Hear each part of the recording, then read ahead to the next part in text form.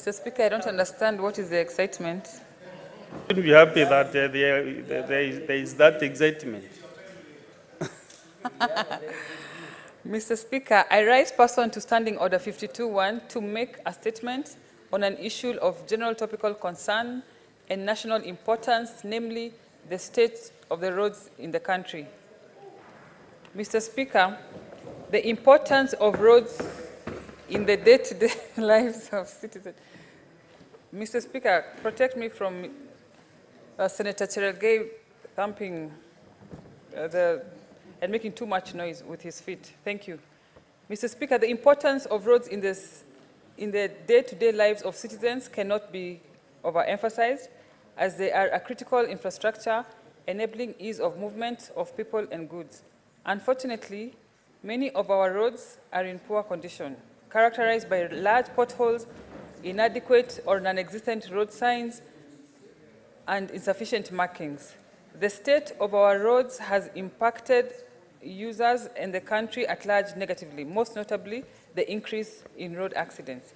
Mr. Speaker, we acknowledge that while many road accidents are caused by overspeeding, reckless driving, loss of control by drivers, and drunk driving, as exemplified by the recent Mbagathi River accident where a Nairobi-bound Naboka Sacco bus plunged into the river, resulting in 9 fatalities, the dilapidated condition of our roads has also significantly contributed to numerous accidents across the country. And I take this opportunity to extend my condolences to the family of the Mbagathi River accident victims. Mr. Speaker, poor road networks in many parts of the country have led to job losses, wasted time, and increased operating costs. Despite the government's efforts to improve the transport infrastructure, some major roads remain in poor state. According to the International Monetary Fund, IMF, poor roads in developing countries hinder inclusive growth. Mr. Speaker, I believe that some of our roads can be redesigned in order to improve road safety. For example, the 21-kilometer stretch at Salga, once an accident black spot, saw a reduction in accidents by over 90% after a concrete barrier was constructed in 2018. Mr. Speaker, the government must develop tangible solutions to the challenges facing our road network, not only in Nairobi and major cities, but across the entire country. Roads are essential to meeting the needs of the Kenyan economy and the population at large.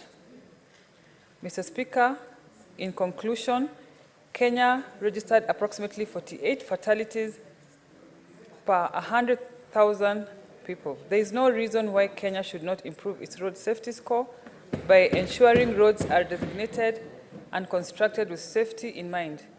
I urge the government to deploy all measures necessary to reduce road accidents, fatalities. I thank you, Mr. Speaker. Thank you. Now we go to the statements under 53.1. We start with I urge Senator for Kisumu County to read these two statements. First. Thank you, Mr. Speaker. I have two statements. I will start with the statement on the state of Jaramogi Oginga Odinga grounds and the Victoria Park and the establishment of other parks in Kisumu County. Mr. Speaker, sir, I rise pursuant to Order 53.1 to seek a statement from the Standing Committee on Labour and Social Welfare regarding the state of Jaramogi Oginga Odinga grounds and Victoria Park, which were closed for renovation in 2020 and reopened in 2024 with slight modifications, as well as the establishment of other public parks in Kisumu County. Target 7, Sustainable Development Goals, SDG number 11, to which Kisumu County fully subscribes, requires that the county should provide universal access to safe, inclusive, accessible, and green public spaces for all residents by the year 2030.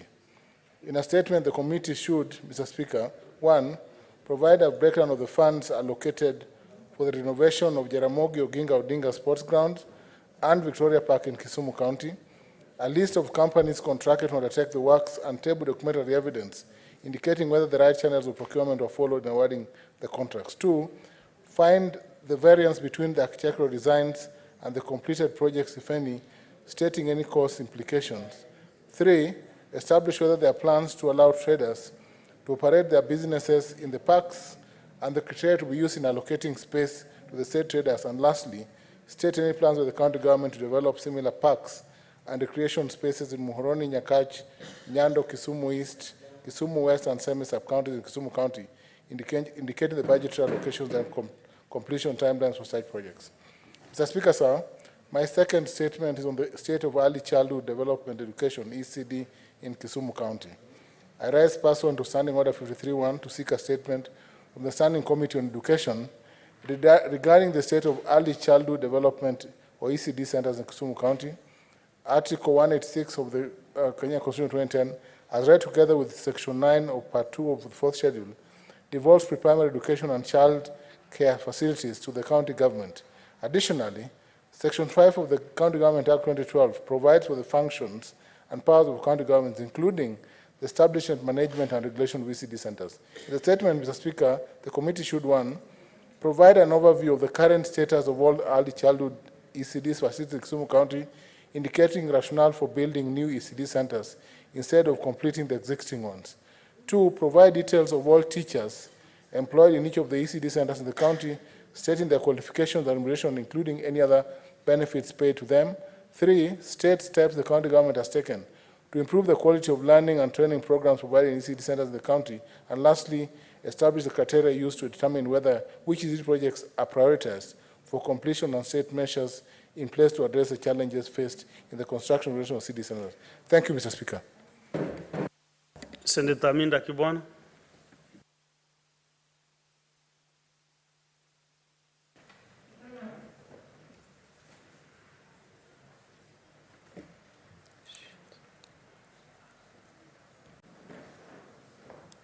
Thank you, Mr. Speaker. Thank you, Mr. Speaker. My statement is on a fatal altercation involving Kenya Forest Service officer and the late Master Stephen Mwangi at Maji Mazuri in Eldama Ravine. I rise pursuant to Standing Order 53-1 to seek a statement from the Standing Committee on National Security, Defense and Foreign Relations regarding the circumstances leading to the fatal altercation involving Master Stephen Mwangi, a Form 3 student at Maji Mazuri Day School, and Kenya Forest Service KFS officers at Maji Mazuri in Eldama Ravine, Baringo County. In the statement, the committee should provide a detailed account of the events leading to the fatal altercation between Master Stephen Mwangi and Kenya Forest Service officers, including the actions that transpired before, during, and after the altercations. Number 2, disclose the status of investigations into the unfortunate incident, including the parties involved in the altercations and any preliminary findings or outcomes of such investigation. Number 3, give a review of the general conduct and protocols observed by KFS officers in executing their duties, particularly in matters involving public engagement and enforcing activities within the forests in Kenya. Number 4, elucidate whether there are many existing policies, guidelines, or training programs in place to KFS officers regarding engagement with civilians and conflict resolution strategies.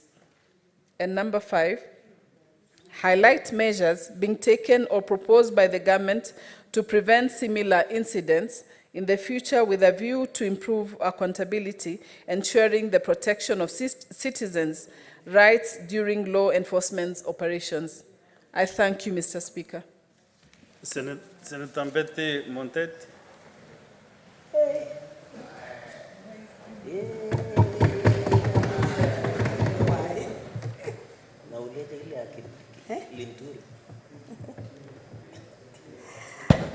Thank you, Mr. Speaker, sir. Request for a statement on the operations of the National Council for Nomadic Education in Kenya.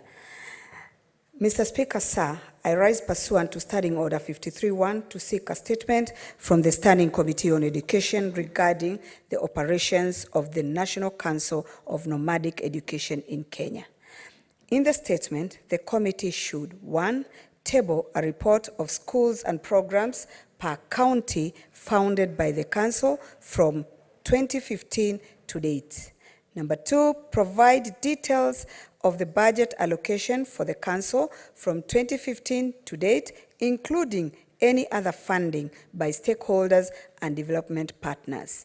Number 3, state the criteria used in determination of the learning institutions under the council and the manner of implementation of the programs and whether there are any plans by the council to expand the program to cover learners in areas that were hard hit by recent floods. And finally, explain whether the council contracts companies to run the programs under them and also tabling a list of companies contracted and all specifics of the contracts. Thank you, Mr. Speaker, sir. Thank you. Ladies are doing so well this afternoon. Senator Shakil Abdallah.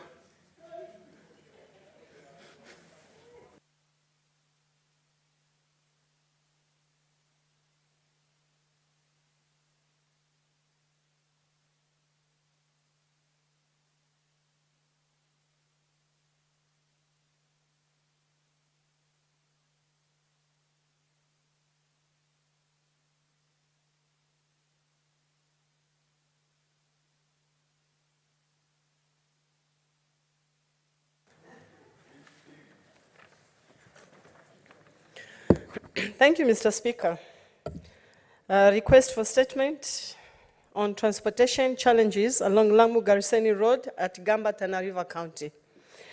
Mr. Speaker, I rise pursuant to Standing Order 53-1 to seek statement from the Standing Committee on Roads, Transport and Housing concerning the recent flooding and transportation challenges along the Lamu-Gariseni Road at Gamba, Tana River County.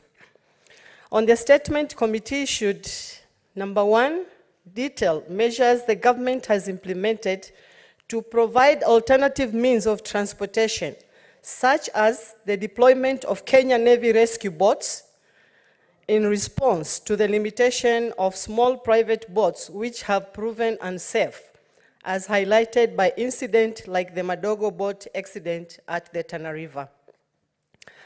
Number 2, explain the immediate measures the government has taken to ensure the safety of residents currently using private boats to navigate flood areas in Gamba.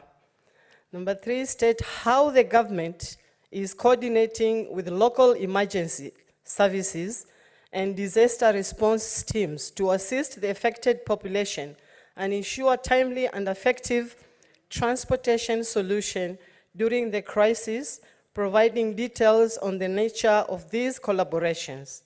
And number 4, outline the long-term infrastructure project being considered to ensure the safe transportation in Gamba, given the annual recurrence of the transportation challenges every year. Thank you, Mr. Speaker. Thank you. Good. Senator Chalgai Samson.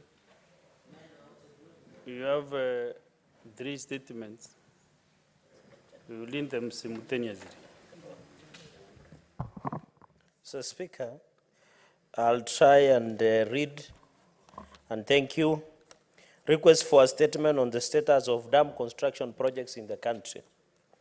Mr. Speaker, sir, I rise pursuant to Standing Order 53-1 to seek a statement from the Standing Committee on Land, Environment and Natural Resources regarding the status of dam construction projects in the country. In the statement, the committee should, 1, provide a status update on the construction of Umar and Basada dams in Kitui County and Marsabit County, respectively, explaining any variation in the bill of quantities and or contractual commencement plus completion dates. Mr. Speaker, number 2, evaluate whether due process was followed in tendering and awarding of the contracts for the construction of the said dams. Number 3, Mr. Speaker, disclose the identities of the respective contractors and subcontractors, providing a breakdown of all payments made to each so far. along with the reasons for the payments. Number 4, Mr. Speaker, provide a status update on all other incomplete projects for the construction of dams in the country, provide a list of the respective contractors and the payments made to them so far. And finally, Mr. Speaker, on this statement, outline any actions taken against persons responsible for misappropriation of funds or irregular variation of the terms of contract for the projects, stating whether the committee could order a special audit of the projects by Office of the Auditor General. Mr. Speaker, number 2, request for statement on collection by Kenya Revenue Authority, KRA, for the financial year 2023-2024. I rise pursuant to Standing Order 53-1 to seek a statement from the Standing Committee on Finance and Budget on the Kenya Revenue Authority, KRA, revenue collection targets for the financial year 2023-2024. Mr. Speaker, in the statement, the committee should, 1, state the measures that have been put in place by KRA to ensure that they meet their set target on revenue collection for the financial year 2023-2024. Number 2, Mr. Speaker, sir, state the reasons for the anticipated failure in meeting revenue collection target as reported by KRA, which has observed the tax collector is likely to miss the target by about Kenya shillings 300 billion. So, Speaker, number 3, provide reasons that led to the decline in pay-as-you-earn or payee collections totaling about Kenya shillings 72.3 billion, despite the Commission having applied new strategies. So, Speaker, sir, appraise the Senate on the systems that have been put in place by KRA to ensure tax compliance by all sectors and improve tax collection in the country. And finally, Mr. Speaker, sir, on this statement, state the measures taken by Kenya Revenue Authority to ensure tax evasion is eradicated, provide details of all pending major tax disputes, and state the amounts collected from the previous disputes. Mr. Speaker, and the final statement that all senators, I request they should listen to keenly, on the junior secondary school. Request for statement despite the industrial action. Request for the statement on the fair labor practice by the Teacher Service Commission, TSC, in the employment of junior secondary schools teachers, JSS. So, Speaker, sir, I rise pursuant to Standing Order 53-1 to seek a statement from the Standing Committee on Education regarding the unfair labor practices by the Teacher Service Commission, TSC, in employing duly trained and qualified teachers as interns in junior secondary schools or JSS. In the statement, Mr. Speaker, the committee should, 1, elaborate on any measures by the Ministry of Education as are taken to ensure full implementation of the competent-based curriculum, CBC, especially considering that the teachers are currently overwhelmed, poorly equipped, and unmotivated to implement the CBC. Number 2, Mr. Speaker, clarify why the Teacher Service Commission, TSE, continues to violate the rights of trained teachers by employing them as interns at junior secondary schools, JSS, and retaining them as such, which are over 46,000, for the second consecutive year, despite prior assurances of absorption on permanent terms, then proceeding to recruit new teachers without renewal of contracts of those currently serving as interns in our country. Mr. Speaker, number 3, state the reasons for the Ministry of Education and Teacher Service Commission, TSC, failed to comply with the Employment and Labor Relations Court judgment on petition number E223 of 2023, which found out that the JSS teachers were unfairly treated and discriminated against as they were denied the terms and conditions of service ordinarily enjoyed by trained teachers, explaining whether their terms, including medical cover and pension, will be improved. And finally, Mr. Speaker, sir, state whether the Ministry of Education has completed the process of interviewing teachers for promotion, explaining why Teacher Service Commission, TAC, failed to promote teachers who automatically qualify due to experience, including the junior secondary school teachers who possess similar training as other teachers in secondary school. Senator Samson Kiprotich Cherargei as the Senator of Embu would say. I thank you, Mr. Speaker, sir. Okay, Senator Wakoli Wafula.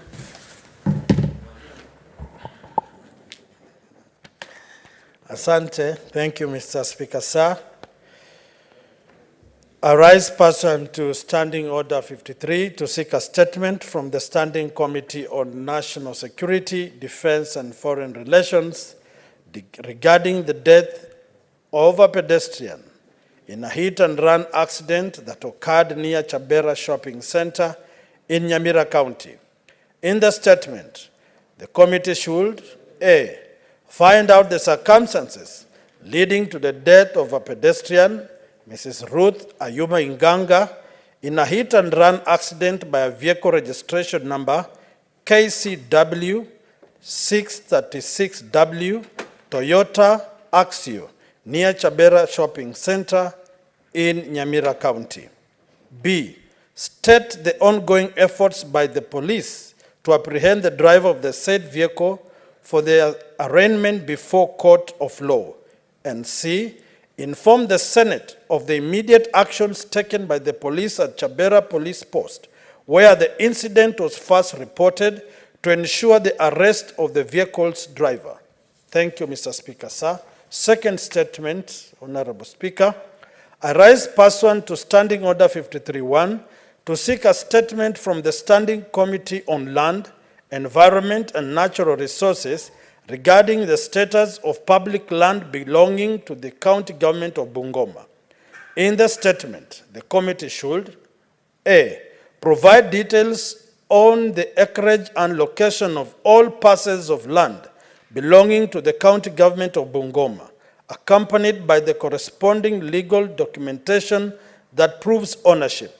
B, clarify whether the said parcels of land are being utilized effectively and for the designated purpose, and if not, state any plans to utilize them to the benefit of the residents of Bungoma County. C, table the report of the task force set up to identify grabbed land in the county by the then governor of Bungoma County in 2019 and provide a status update on the implementation of its recommendations. D, outline steps taken by the county government to reclaim all public land held by individuals. And E, outline any measures put in place to ensure adherence to the local physical and land use development plan in all public centers in the county. Thank you, Mr. Speaker, sir. That's the end of the statements. We go to the next order.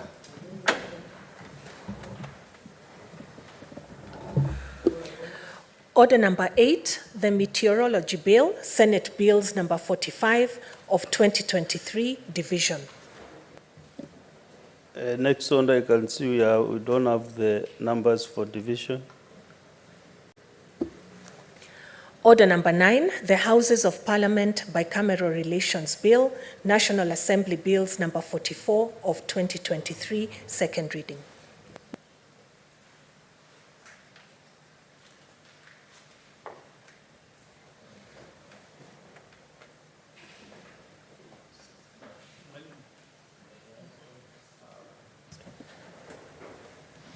So under number 9, I can see Senator Buru Oginga is interested to speak on it.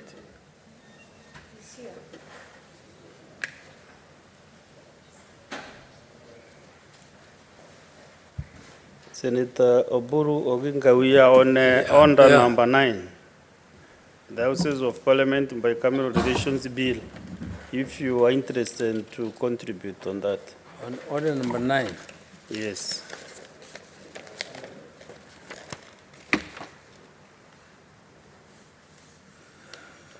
No, Mr. Speaker, I did not wish to contribute on that. I wanted to contribute on the statements. Okay. Then where is the move around to reply? Because there is no other senator interested to speak on this.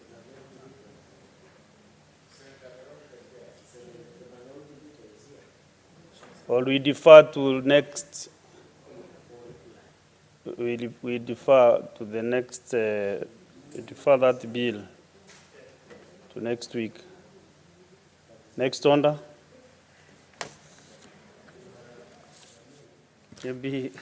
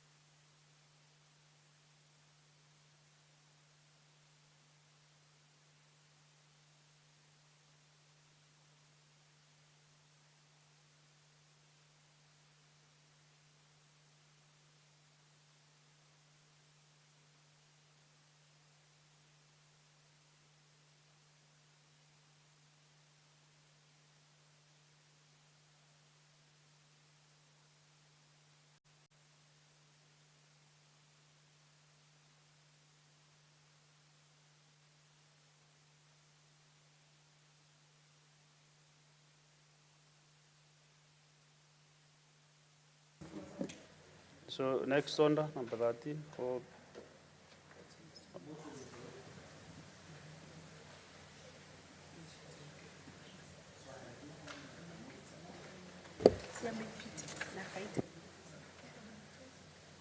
yeah, then we. Order number 10, Committee of the Whole, the Gambling Control Bill, National Assembly Bills number 70 of 2023, division. Next order, next order. Order number 11, Committee of the Whole, the Tea Amendment Bill, Senate Bills number 1 of 2023. Next order. Order number 12, Committee of the Whole, the Statutory Instruments Amendment Bill, National Assembly Bills number 2 of 2023. Next order. The one she's moving is 12. Okay. So I want to defer from order number 10, 11, and 12. So we go to order number 13. Order number 13, the National Construction Authority Amendment Bill, National Assembly Bills number 59 of 2022, second reading. You can now move the bill, Deputy Majority Leader. The deputy. It is the Deputy Majority Leader, the Principal Assistant.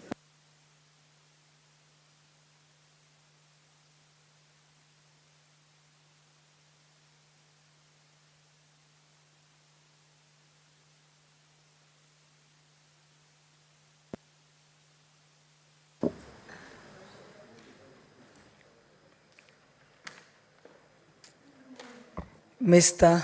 Speaker, sir, I beg to move that the National Construction Authority Bill, National Assembly Bills number 59 of 2022, is now read and second time.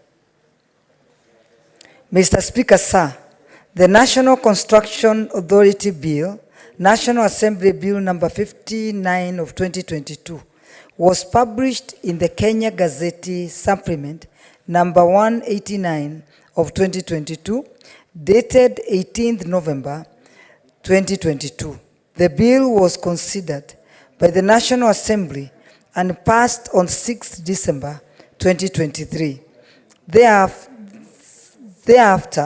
the bill was referred to the Senate for consideration.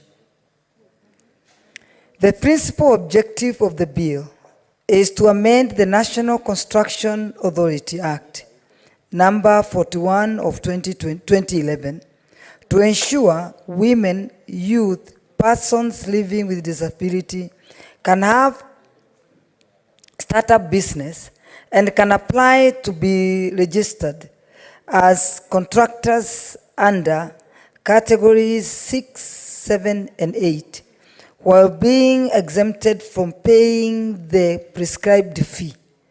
The amendment seeks to provide for the recognition of women, youth, and persons living with disability as marginalized groups and cushion them from the burden of paying registration fees.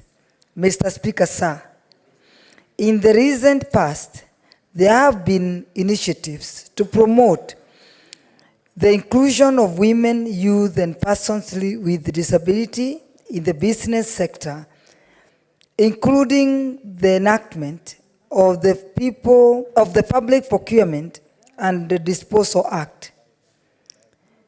This has been done with the focus on providing equal opportunities for employment and access to business opportunities for these groups.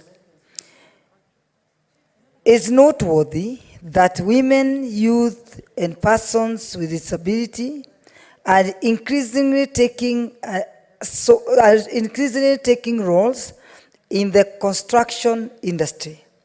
By exempting these groups from the prescribed registration fees, it will help remove the financial barriers and encourage these groups to pursue entrepreneurship in the construction industry, ultimately leading to the development of more accessible and equitable infrastructure and building, taking into account the needs and perspectives of diverse groups. For this reason, the importance of the bill cannot be overrated.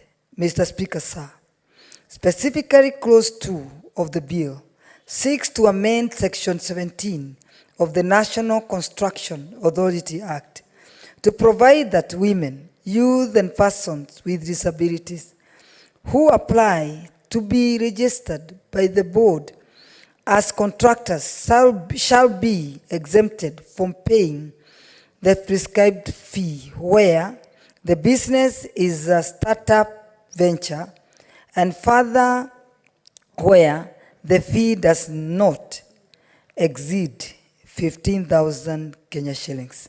Mr. Speaker, sir, in concluding, the passage of the bill will contribute to a more sustainable and socially responsible construction sector. I therefore urge honorable senators to support the important bill. Signed by Senator Aaron Cheriot.